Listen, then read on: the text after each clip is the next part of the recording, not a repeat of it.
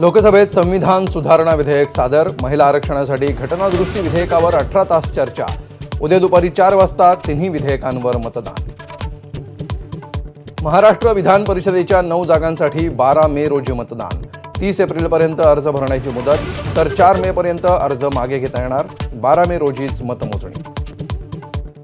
भोंदू अशोक खरातचे आर्थिक व्यवहारातील भागीदार एसआयडीच्या रडारवर. नाशिकसह अहिल्यानगरमधील विकासक बांधकाम व्यावसायिकांची चौकशी होणार.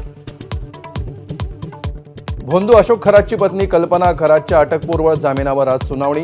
शिर्डीत खरातसह पत्नीवर फसवणूक आणि सावकारीचा गुन्हा दाखल. नाशिकच्या टीसीएस कंपनीविरोधात हिंदुत्ववादी संघटनांचा मोर्चा. बाईक रॅलीमध्ये महिलांचा सहभाग. धर्मांतरासाठी दबाव टाकणाऱ्यांवर राष्ट्रद्रोहाचा गुन्हा दाखल करण्याची देवयानी फरांदेंची मागणी. मुंबईच्या मालाडमध्ये एबीपी माझाच्या बातमीचा इम्पॅक्ट. गुरुवारी आणि रविवारी भूत उतरवण्याची बतावणी करत अघोरी पूजा. भोंदूबाबाला पोलिसांनी घेतलं ताब्यात. लष्कर ए तोयबाचा संस्थापक मौलाना आमिर हमझावर पाकिस्तानात गोळीबार. अज्ञात हल्लेखोरांनी लाहोरमध्ये झाडली गोळी. थोडक्यात बचावल्याची माहिती.